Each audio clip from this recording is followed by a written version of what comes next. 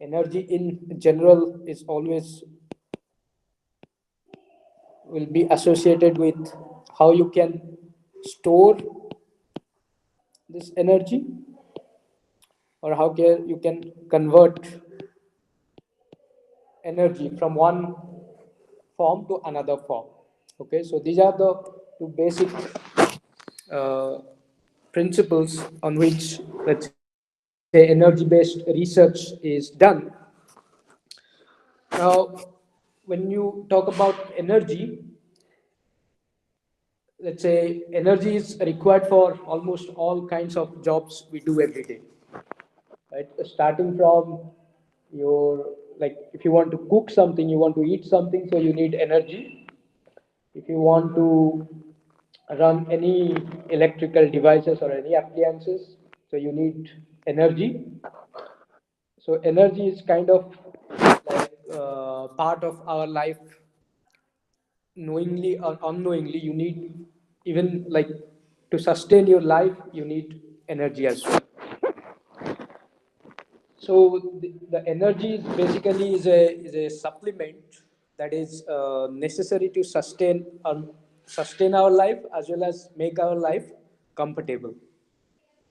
Now, in the ancient, like in the 20th or 19th century, or before that, much before that, so people normally used, let's say, when we talk about sources of energy. So, what are the sources of energy?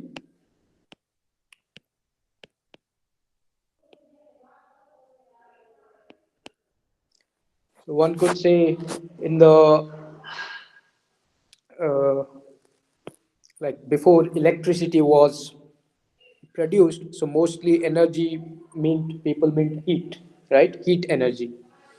And how do you get that? So normally the sources would be like wood, coal.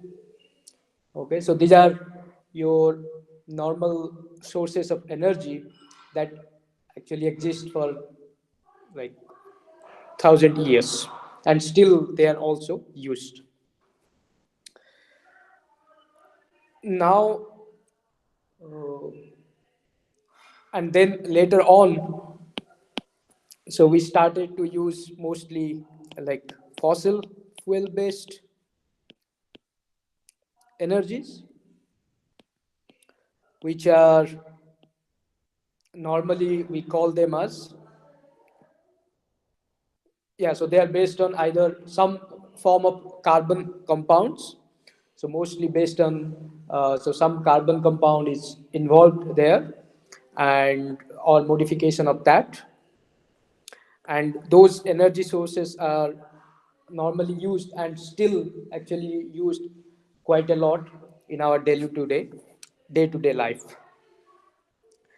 Uh, but as this civilization has progressed, so what we want is, like, okay, so these are, you can also call as, these energy sources, let's say, are gradually depleting.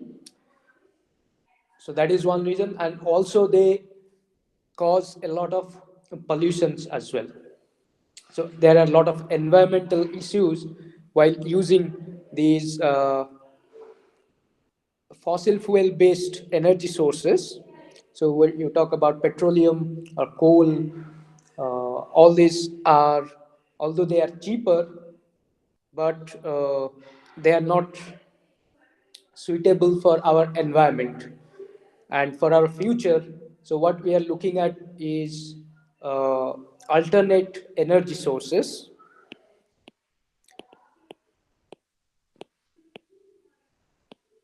Okay, so alternate energy sources are typically, we can say, solar energy. So then there is wind, then there is, what else? So you can have a hydropower, you can have nuclear, and we can also have, yeah, from tidal energy, there is also geothermal. So there are many other alternative energy sources that has been found, and people are exploring that how we can replace fossil fuel based energies with all these alternative energy sources. Now, although we found these alternative energy sources, but Hello. it is not Hello, sir. trivial to use them, right? Hello. Yes. Hi, sir. What is the tidal and hydropower energy? Tidal is mostly from this ocean waves. So that you have waves in the oceans, and those actually can be used for energy conversion. So it is basically a way of converting your potential, your energy from one form to another form. So hydropower is like we have these big so you create these big dams in rivers or in like streams. Okay, so you collect the water using a big dam, and then you so basically when you store it, so you store a lot of potential energy, and then you allow this water to flow, or you can create, let's say, steam out of it, and then this steams normally will rotate your motors, which will generate electricity. So that is a hydropower. And now again, like when you create these steams, okay, so these steams, when you create, you can create, you have to heat it or you have to boil it. And the boiling again depends on how, like you can do it using a coal powered, or you can use also nuclear power.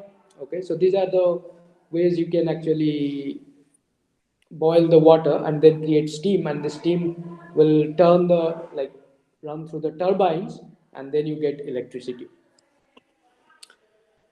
uh, so these are uh, like alternative sources that is possible, but again the question is how you can extract this energy out of it. Okay, so for example, for wood or for coal or petroleum product, so you basically you burn it, right?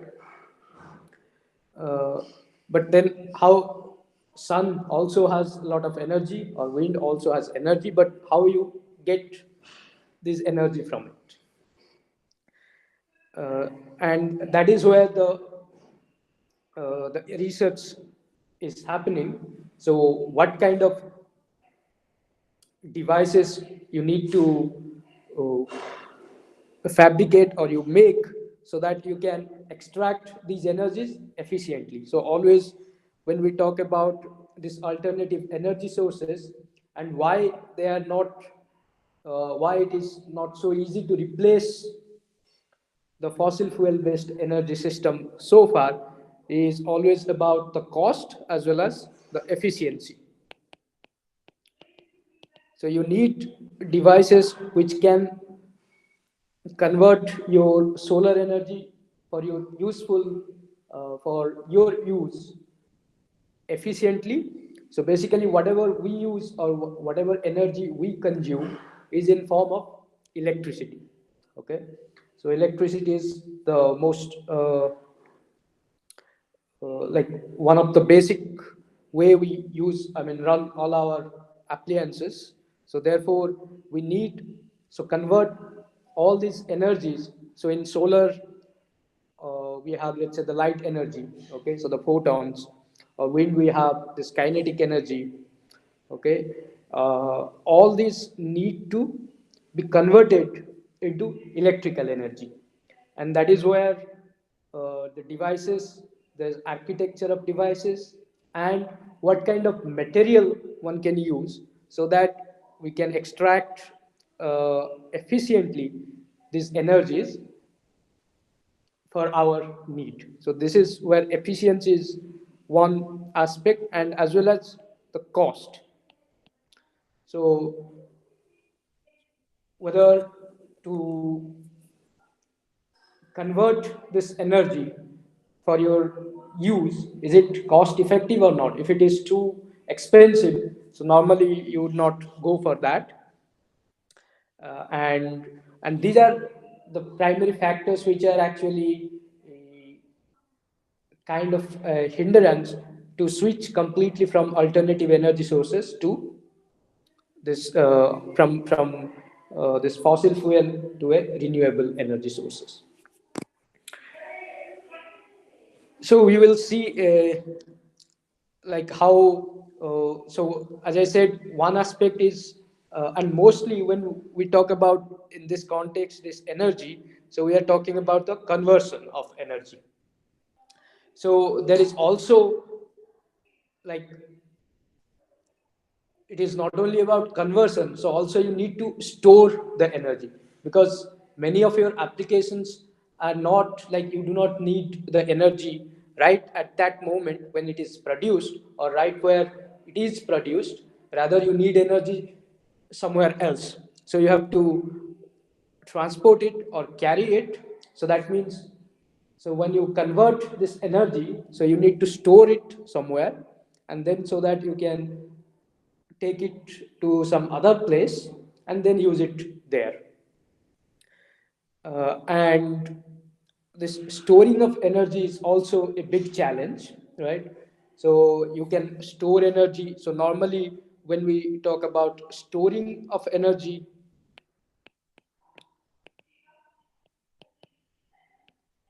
we talk about this batteries, right?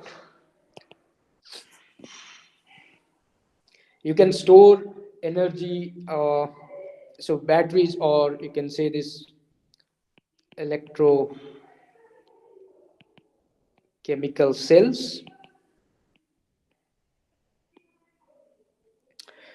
And also, yeah, so the other, so basically you have to, or like there is also this fuel cells.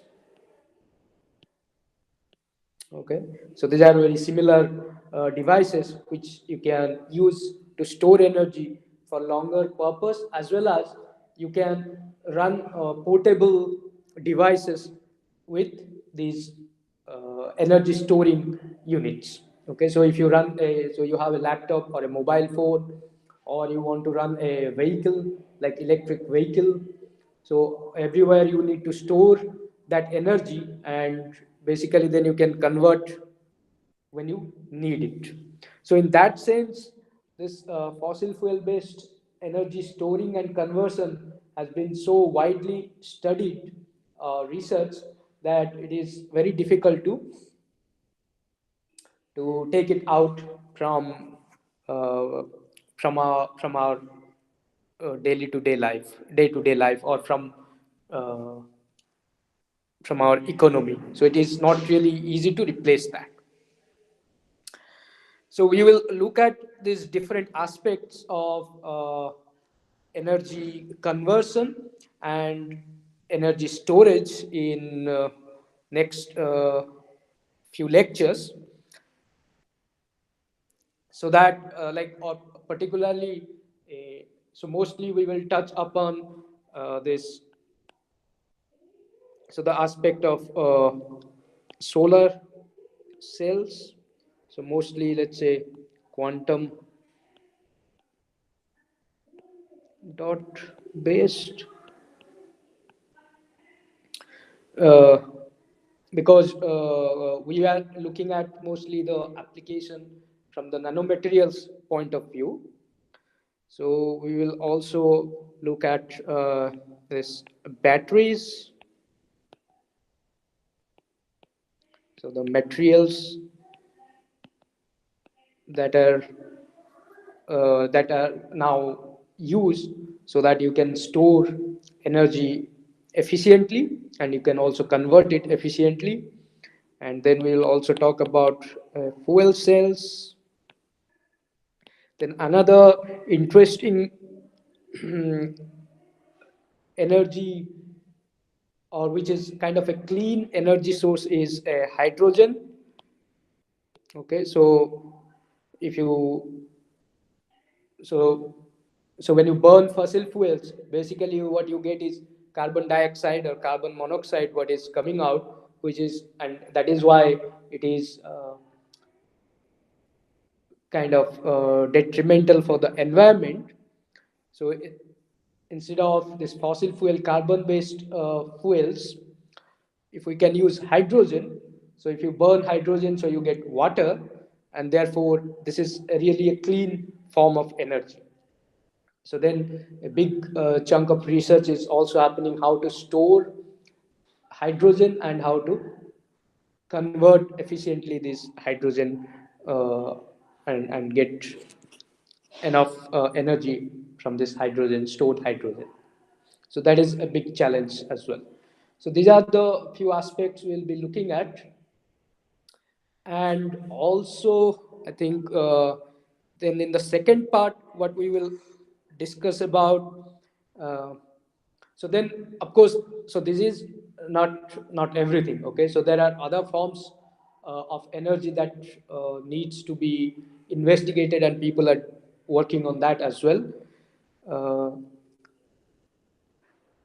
so, for example, you can store electrical energy. So here, what we are talking about is converting energy from one form to another form. So, even you can also store energy like electrical energy. You can store in terms of, if you use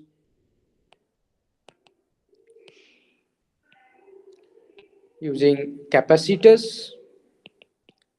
Okay, so where you can also store energy. So this is basically electrical energy you can store. So you can also store like energy in terms of like magnetic energy, so using magnets. So basically they also have this magnetic energy, like permanent magnets, right? uh, and But we are not really going to discuss these things here. In the second part, rather, what we will be discussing is, we will be covering on use of magnetic materials for data storage applications, because storing data is equally, I mean, in this digital age, so storing, then reading and writing the data, and large amount of data is necessary, because we create like lots of data every day when you use your social media, your Facebook or Instagram or Twitter, whatever you are using in your social media, or you generate like you browse through the internet and you find so much material.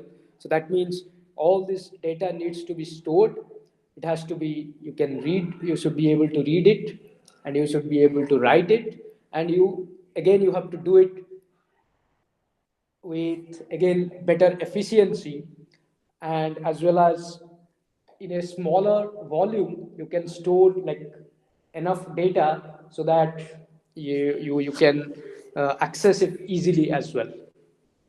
So in that context, we'll discuss about this magnetic material, so how data storage, magnetic, particularly magnetic data storage development happened over the last, uh, let's say, so half a century, or like about, let's say, 70 years ago. So we will look at the development of that aspect in the second part of this fractal.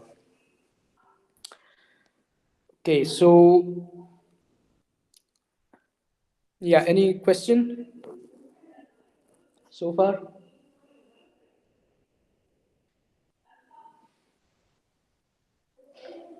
Okay, so when we So let's say we begin with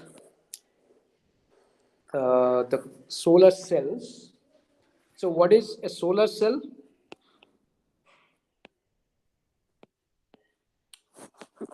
So solar cell is nothing but it's a like mostly when we talk about this solar cell, so it is also we call it a photovoltaic solar cell. So what it means is so we have solar cells like first generation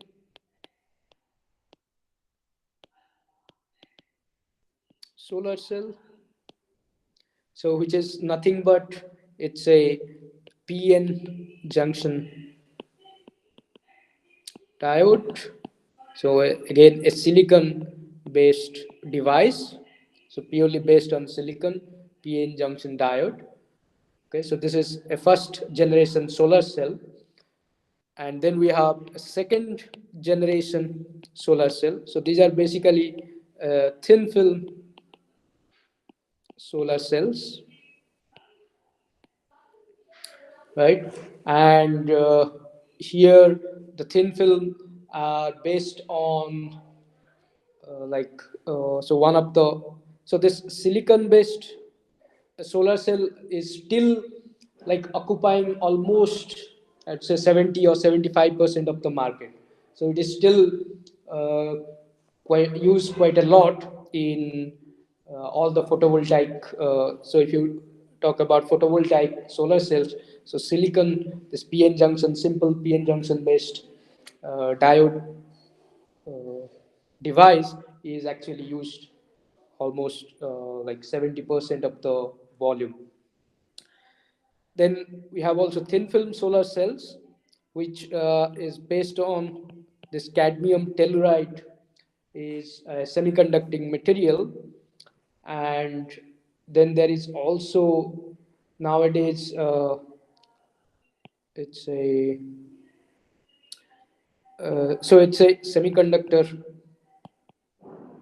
compound. So you can coat it on top of a glass or a plastic or any metal, and that is why these thin film solar cells are kind of interesting because you can put it on flexible devices as well.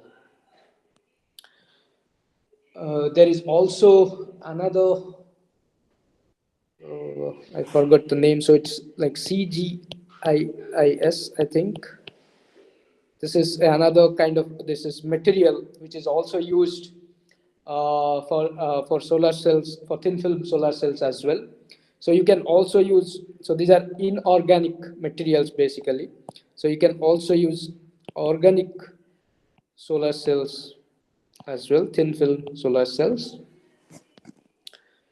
Okay, and nowadays we have, let's say we can call it a third generation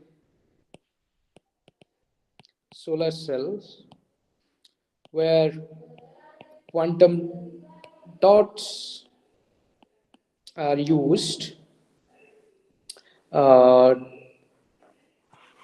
for converting your photon or light energy to your electrical energy. Now, when we look at a PN junction, basically like or a device, a solar cell device. So what we have is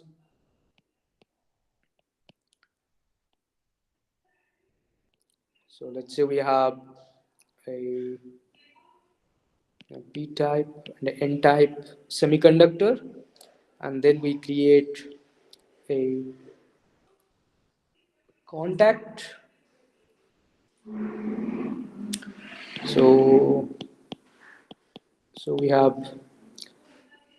these are ohmic contacts, and then we have a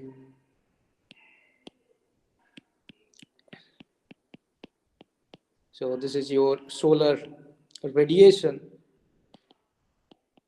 that is uh, striking or impinging on your device, and then normally you also have a small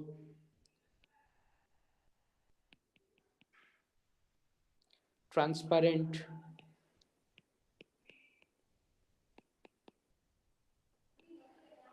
anti-reflection coating.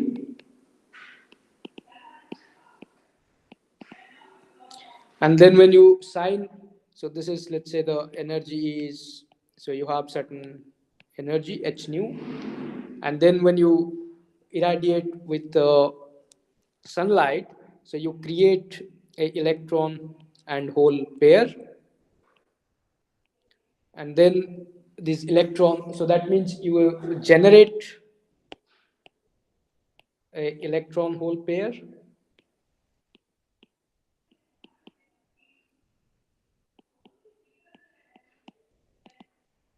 and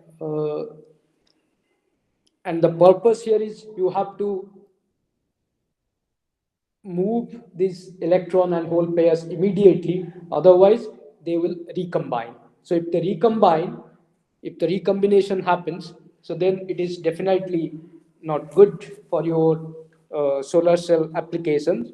So what you need is, so that you can generate and move it away from the junction, and that is how you can get electricity or current. You can convert that photon energy into some useful electrical energy then. Uh, so you can also plot like a typical the IV plot of a solar cell device, or rather I would say, so if you plot a IV of a solar cell device, so you normally get something like this.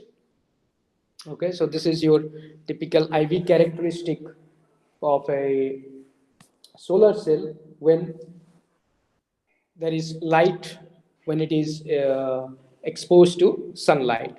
So if it is operating in a dark condition, so you have, let's say, something like this. So you have a very small dark current. So this is a dark IV characteristic, and this is your under light. Okay. So here there are several parameters which normally one needs to define to understand a solar cell device. Okay. So one, always we talk about something called the efficiency of solar cells, which is one of the most important parameter, and this efficiency is normally given by ISC into VOC into FF into P incident. So you can also make it to 100%, so you can multiply in 100. So what are these terms here? So P incident is like how much input power or incident power you have. So that is your P incident. And then this ISC, so when you look at this plot here, so you have,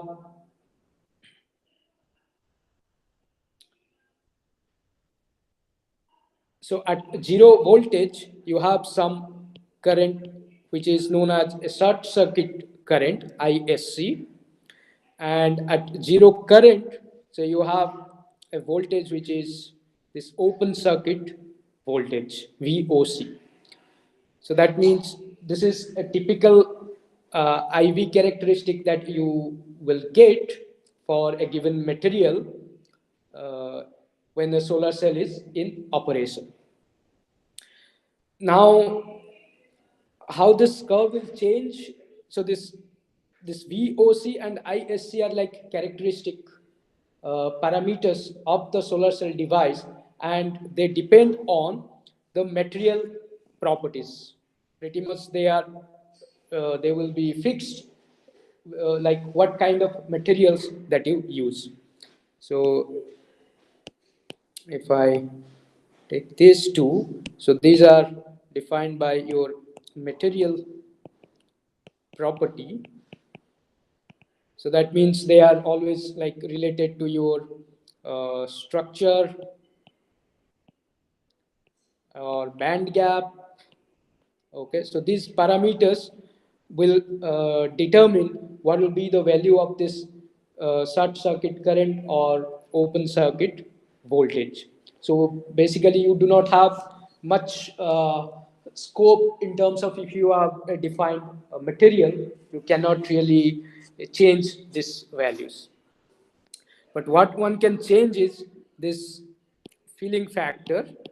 So you can change this filling factor, and that is how you can play with or increase the efficiency of solar cell. And what is this filling factor?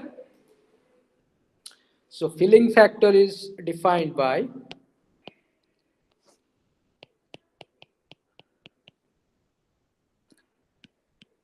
it is a I small mp v, so maximum power divided by ISC into VOC. So this is the filling factor. This is how it is defined. And what is this IMP and VMP?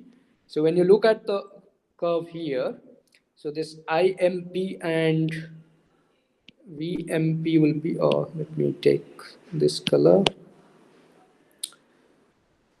So this is like the maximum power at which the solar cell can operate. So this is your VMP, this is your IMP, okay, and this product. So this is this rectangular curve and or this area. So that represents the power, maximum power, okay, and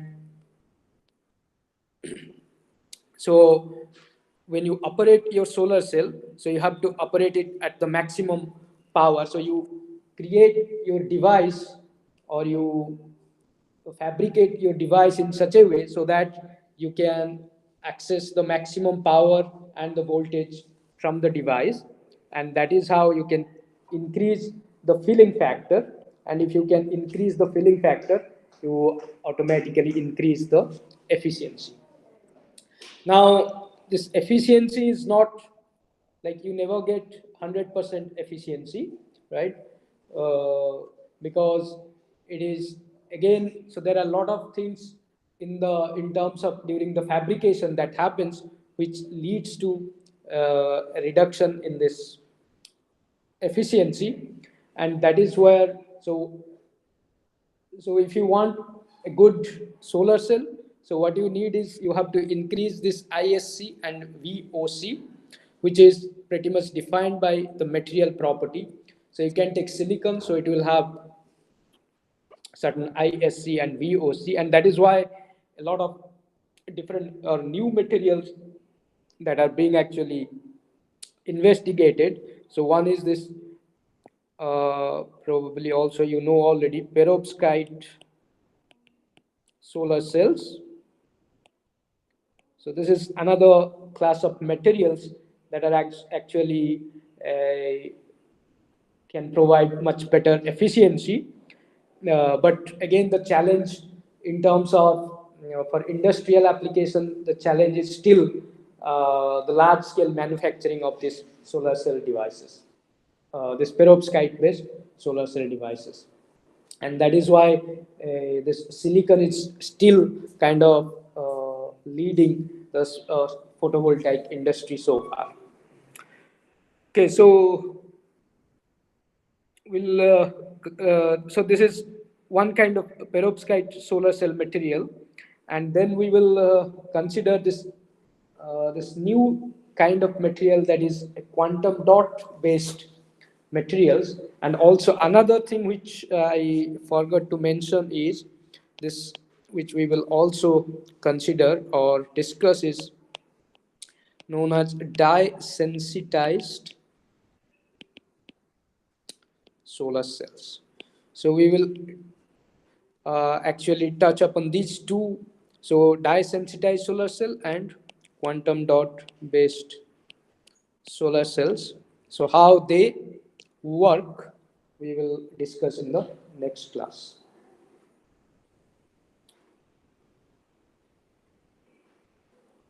Okay. Any question?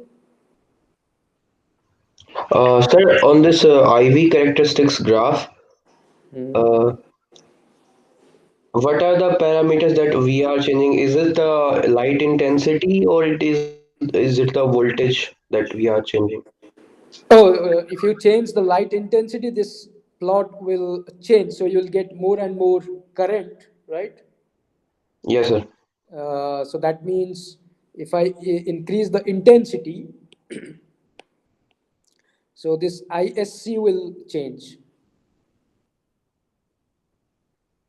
Okay. So as I increase the intensity, that means if I increase the radiation or the photon flux, okay, so then I will increase this ISC as well. Yeah. Okay, sir. And you also said that we have to when this like hole and electrons are generated, we have to move away from the junction. So Mhm. how that is done, sir? So you have to apply a bias. Okay, Only okay. then you can move this electron hole from the junction. Yes, you have to Mhm. apply a bias as well. Unless so at a zero bias, yeah, you will basically you get a uh, so what happens at zero bias? That means you you have both like there are two current terms what you get and they cancel actually each other out, so you never get a enough current out of the device, so basically it will be a zero, the total current will be zero from the device. And then also you will also have a electron hole recombination will also happen, so you also have to make sure that the recombination rate is also less or small. So therefore these the parameters, I mean there are many parameters which can actually affect this performance of, like, from the materials point of view, like if you have defects or traps, so those are not good because they will act as recombination centers. Okay, so that will reduce the efficiency of solar cells. uh, yes. Okay, sir. Thank you, sir. Okay. Sir, what is the efficiency of conventional solar cell and the perovskite solar cell? Sorry, what is What is the the what is the efficiency of the solar cells? Oh, efficiency. Yeah, I think it depends on the device. I mean, the silicon-based solar cell, people are like claiming it can go up to even 40%. Okay, so this the silicon PN junction-based solar cells. But other, if I take a organic one, or this even quantum dot based or this dye sensitized one, so maybe like about 10%. And if you talk about perovskite, so normally you can go up to like 20%, so 15 to 20% between that range. People claim in the lab you sometimes get higher efficiency, but when you go to really industrial application, this efficiency can drop quite a lot. But typically, this is the range of efficiencies. So it depends on the material, what material that you are using, and so this efficiency depends again on, like I mean these are the this ISC, VOC, and these things are basically related to material properties, and they, I think if one really will go into the deeper of that, so this VOC uh, depends on I think the charge and as well as the quantum efficiency, like how many photons. So normally you, so of course the first thing what you need here is uh, whenever you have this light coming in, so the energy should be equal or higher than the band gap, otherwise you cannot excite the electrons, right? And you cannot, let's say, generate these electron hole pairs. So the first condition the material has to satisfy that if you are operating it in the, so you have to look at the solar spectrum in which you want to operate it, and it should be able to, so the band gap should be smaller than this radiation that is falling on it. And uh, then how many electron hole pairs you can create out of, let's say you are signing 100 photons that is impinging on your device, and you can, if you can, if they can excite, let's say, or let's say out of 100, let's say 80 photons are actually absorbed and they are creating these electron hole pairs, so that is a good thing, right? So you need a better quantum efficiency of that material as well, so that the ability so that it can create or generate more electron hole pairs. So that is where this material research plays an important role there.